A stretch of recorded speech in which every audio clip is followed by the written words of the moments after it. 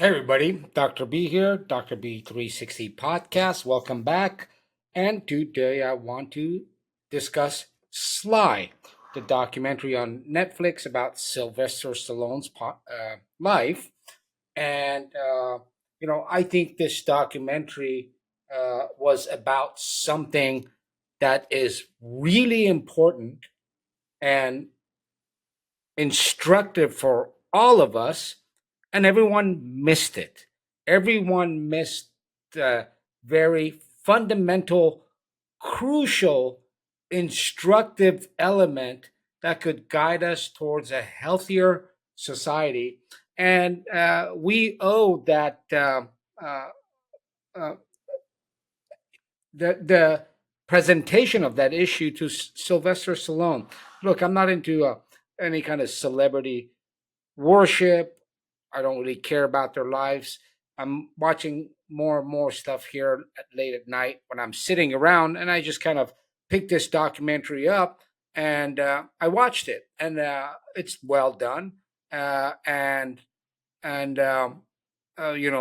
I went back and looked at what people say, clearly there's this kind of rags to riches discussion, or making it against all odds, and all of that is true, and tells us something at the risk of making some people delusional about what they can accomplish. Okay, but but there is something in there that is instructive, applies to all of us, and really feeds into the mental health society or culture that it should be noted, and the legal culture. Uh, so let me explain what that was and what I picked up. As I was watching this thing, one of the things that was told, and it immediately caught my eye. There was abandonment from early on from both mom and dad. I did catch that, but what stuck to me was at some point in his early years, uh, I think he was 11 years old. He actually went across one or two states or multiple cities or a long way to where his mom was. Okay. And that really stuck with me. And that trip, that adventure, that venture uh, turned out to be a dud for him because he had to eventually leave and again go find his own way as a child. Okay. This is really a significant point. It's significant in that this is a child, a young boy. It's significant because it shows that critical bond that the boy has with his mother, like all boys. And I'm not, this is about that male relationship with the mother and how important it is. And I'm not discounting the female relationship, okay? But this is what I want to talk about. You know, it shows that, and what is not shown, and what he may not have really understood at the time with a child's brain when he left, is the sheer unconscious pain, disappointment, trauma in his psyche, warping of the way he sees the world, warping of the way he understands object relations, how he will relate to everybody in the world. None of that is shown when that event happened to this young, helpless boy. Later on in the story, another significant narrative that he retold that validates what I'm saying is he described when he won that first Oscar, just just immediately overnight, going from nothing to a top of his field, world hero, money, all that stuff. And he's at the Oscars, right? And a lot of people, for people, that's a big deal. And he calls to invite mother. Here he is, probably 40, 50 years later, actually retelling the story, which tells you something. And she very passively and casually tells him, "Oh, only if this person comes." He's like, "Who the hell is that?" "My hairdresser." Now, I've spent a lot of time understanding these things for a variety of reasons, besides, liking to think that I'm a very unique clinician in understanding certain things.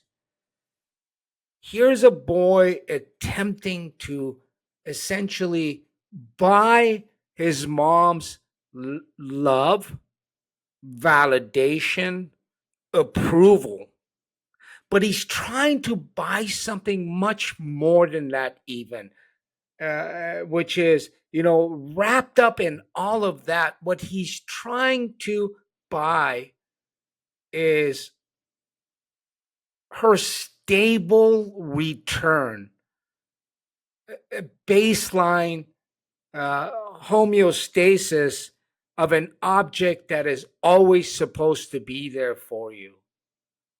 That's what he's really trying to do.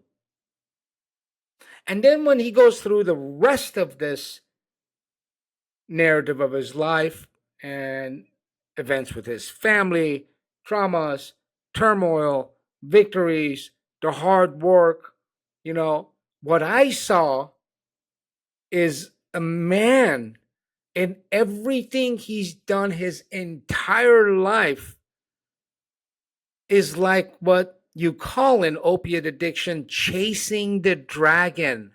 There is no dragon.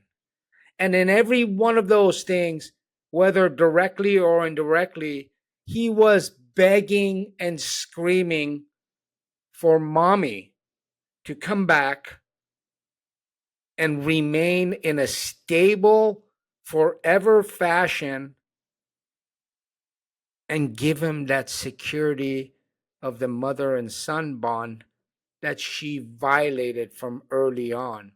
And the violation is usually they go, they come, they go, they come. It's a trauma bond, right? It's like love bombing, discard, love bombing, discard, done at an early development age, destroys a person. And what I saw in this documentary is nothing more than a man with the pinnacle of success in his field, with all kinds of awards, accolades, and trophies of this life, finally at the end reaching some sort of peace with an understanding that home is with my family, my wife, my children. There are people that love me. Nevertheless, what happened as a child translated into a lifetime of pain. And I will say this, it is purely incidental for everyone that has this kind of success outwardly, at least. Thousands have major failures, mental health issues, anxiety, depression, substance abuse, legal issues, severe relationship issues. And we don't know to the extent that Sylvester Stallone suffered those things, but you can almost see it right through his face, the pain, the scars, and the trauma in his psyche. And every day in this country, family courts, custody courts, when dealing with a narcissistic, toxic mother, still lean on best interest of the child needing both parents. And I'm going to argue if the other parent is healthy enough, they will provide an avenue for the child to engage with the mother in a way that minimizes the baseline damage that is going to happen. And so this documentary is instructive, and sure, there's something to celebrate in the man's road, his victories, and his, bearing his soul open to us. And I actually have a lot more respect for him. But what that documentary was about was a grown man spending a lifetime chasing mommy dearest and having to resolve that on his own terms. Dr. B here, DrB360 Podcast. I hope you enjoyed it. Please subscribe. Please leave your comments. And I am open to doing all kinds of discussions on this podcast. It's sort of my venue from my YouTube channel where I do a lot of substance abuse. This is where I get to do some of the other things I'm interested in, and I'm hoping to grow it. See you guys next time. Peace.